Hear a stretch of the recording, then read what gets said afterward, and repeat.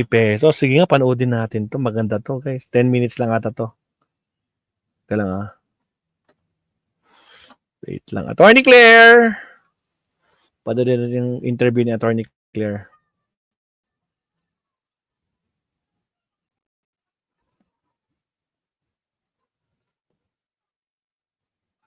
Na si Yusek, baka Alright. baka iwanan po tayo nito. Wow. Na si Yusek Claire Castro, partner ng Presidential Communications Office. Yusek Claire, good morning. Good morning, ma'am. Yes, good morning, Alvin. Good morning, Doris. May tanong pala ako, bago yung mga political na tanong. Ang akala ko talaga, ang May 12, holiday. Hindi pa pala dinideklara ng Malacanang na holiday. Idideklara ba ng Malacanang na holiday ang Declared na ni Bersamin. Nagpe-prepare na po. Ano ibig sabihin nun? Nagpe-prepare na po ng Yung order. declaration. Hindi ba maganda istorya? Hindi. Oo naman. Kasi parang traditionally, parang holiday yun, Lagi hindi ba? naman. Oo, Opo, oo. Oo. Nagpe-prepare po, nagpe-prepare. So sure na, pwede na namin i-anunsyo na idideklara ng Wag Malacanang. muna po, wag muna po. Wala pa po sa kamay ko. Hindi, pero ibig sabihin, nagpe-prepare na, di most likely, holiday. Ayan na, oo. Declared na. Pero huwag niyo muna i-declare. Hindi po ako yung Pangulo, please. Oo nga, pero ibig sabihin, hinahanda na yung declaration ng holiday. Kasi traditionally, holiday din naman talaga yan. Totoo Naalala naman, ko yung mga oo. ganyang coverage, Yusek. Kahit ikaw, nasa DCMM ka pa noon, Lagi naman, naabutan natin yung oo. election, holiday yan, di ba? Actually, tanong na po ako sa Office of the OES po. Okay, ano sabi? Nagpe-prepare po. Baka daw tomorrow. Ay, ngayon. Balik kasi kagabi ko tinanong. So, malamang ngayon po. Ngayon, so Okay. antabayan nyo natin. na. Oo. Kasi may nagre-request. Sino ba? Comelec bang nag-request? Na? Oo, kaya May namin deklara tinanong na. Yusek Claire kasi parang nakiusap yung Comelec Mm. na ideklara na ng Malacanang na holiday. So tutugon po ang Malacanang. Oo, dapat naman po. Okay. So antayin na lang ni Chairman. Ilalabas na yan bukas, ha? Opo. May time pa naman. Mamaya. Baling po, Ngayon. baling ngayon po. Ay, Ngayon, mamaya, oo. sorry, nalito ako. So baka mo na lang, mamaya ilalabas na yung, ano ba yan, executive order ba dapat yan? Siguro po kasi magagaling din naman po sa OES eh. Sige. So Okay. usad tayo doon Ito sa na. mga political issues, ano po? Kasi ang sabi ng kampo ng Vice Presidente, yung mga ginagawa nating investigasyon sa Prime Water, dito sa paglusot ng video laban kay Paulo Duterte, lahat daw Yan. ito ay pamumulitika lang. Mhm. Ano reaction niyo doon, Yusek? Unang-una ko sa tingin niya, pamumulitika to. Ibig sabihin, wala siyang ka-concern sa mga umiiyak na customers or consumers ng tubig ng Prime Water. Hindi lang naman to po bago eh. Ngayon lang talaga to umaalingasaw na ganito. Kagabi. So, kung ganyan po ang tingin niya, ito ba'y dahil sa ang tunay na kaibigan, walang iwanan? Ayun Camille, ang tunay na kaibigan, walang iwanan. Paktay tayo dyan. Sige tuloy, Atty. Sa kaso naman ni Duterte, ni Kulong. Congressman Paulo Duterte, Yusek, Ako, nawawala. nangyari pa rin na freeze. Sir Alvin, nawawala. Ano? Wala Wala ba nga ako? eh. Oo. Ayan na, ayan. Bumalik na. Ano bang provider nyo dyan sa Malacanang? Dapat siguro pati yan pitikin Nasa natin. bahay pa po ako. Ano sa bahay pa ba? Hirap niyo po eh. Akala ko nasa Malacanang ka na eh. Nasa po ako after. Ayan. Sige po. Kasi ang reaction mo doon lang sa Prime Water, di ba? Doon sa paglabas naman ng video nung pananakit, di umano, ni Congressman Pulong. Lunch? Uy, narangan tayo, Ma'am Dito Sad. lang ha. Pero ang sarap sana apat dito. Got you! Yun na nga po, di po ba? Yung mga sandaling pangkaligayahan ng kapatid niya, bakit naman kailangan niya pang ipukol sa Pangulo? Hindi naman Panandali ang kaligayahan daw ni Pulong, Ma'am Sad. Nakipaglaplapan sa isang pokpo. Kasalanan naman ni BBM. Puto, isa pa ngayon. Isa pa. yung mga sandaling pangkaligayahan ng kapatid niya, bakit naman kailangan niya pang ipukol sa Pangulo? Hindi naman po ang Pangulo ang kasama doon sa bar. Kaya nga, hindi naman si Pangulong kasama dun sa bar. Sila-sila lang, di ba? Kasama niya yung mga sexy girls. Oh, Tragis. Sara, ano ka ba? Anak naman ng kamote. O, sige tuloy. At hindi naman po ito dininay ng kanyang kapatid. Tama, hindi nga dinay. Kasi sabi niya, matagal-tagal nang nangyari yun. Meaning, nangyari noon. Tataka lang po tayo, nagbigay po agad siya ng reaksyon na pamumulitika. Di pa pala niya nakausap yung kanyang kapatid. Patungkol po dito sa video, na hindi naman dininay ng kanyang kapatid. Tama. At sa aking pagkakaalam din po, lumabas naman din po yung nagrereklamo. At pinatotohanan yung video. Okay, So, okay. kung pamumulitika po ito, lahat po ba ng kasalanan ng mga Duterte, ipapahid din po sa Pangulo? Okay. Yan. So, paano yung sinasabi rin po ng VP na every time daw na may issue ang Malacanang, nililihis lang, kaya lumalabas yung mga ganyang mga bagay. Agoy. Ano po bang issue sinasabi niya? Yung bigas po ba? Yung bigas, Yung yung bigas. oo. Tama. Kasi naman po, mali din po siya eh.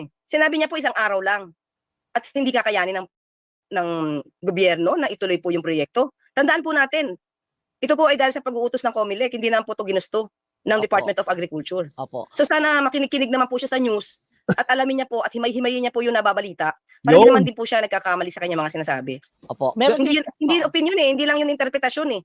Sinabi niya, parang totoong sinabi niya na yung bibigay po ng bigas sa halagang 20 pesos, isang araw lang kaya. Sana tanungin niya muna po kung ano po yung naging polisiya ng COMELEC patungkol dito. Opo. Meron Bubulag-bulagan siya, attorney. Ito yung magagawa eh. Ganyan talaga, di ba?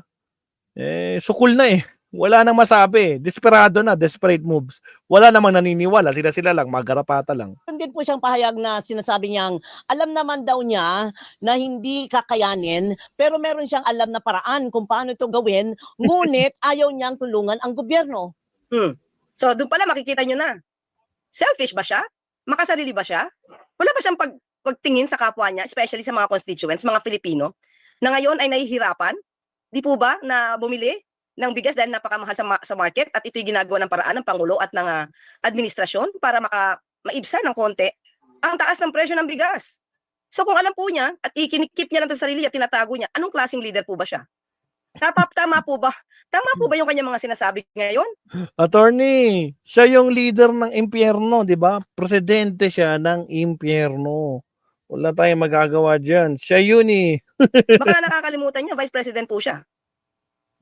Doon naman sa issue nung kay Camille Villar, paano nangyari din yun? Talaga bang nakaligtaan lang ng presidente na hindi siya banggitin sa last na campaign nga. sortie o talagang deliberate yun and eventually, with days to go lang, ida-drop sa slate ng gobyerno, ng administrasyon, itong si Camille Villar? Hindi ko po masasagot yan. Siguro po mamaya tatanungin ko si Congressman na Obi? Toby. Oo, si Kong Toby. Oh. Hindi po ako masyadong aware kung sino mga pangalan na nakakalimutan ni Pangulo or hindi niya nababanggit. Tatanungin ko po kung intentional ba to o nakalimutan lang. Kasi Oo. pag anything related sa campaign, kay Toby Kay Toby. yun. Oo. Oo. Saka wala po ako, hindi po ako kasama sa campaign sortie. So, Opo. Pakitanong na lang din po kay Kong Toby kasi pati yung kanya yatang tarpaulin binaba. Doon yung mukha, Yung mukha, yung oo, mukha. tinanggal din po eh. Sige, saan po? Sa Cebu po ba yan? I think si inumpisahan na ibaba. Ganun alamin ko po, ba? Para po tama naman yung aking sagot sa inyo pag Opo, nagkataon. tama. Ibig sabihin, tinatanggal na lahat ng mga tarpaulin ni Camille Villar sa alyansa. May susunod bang alyansa?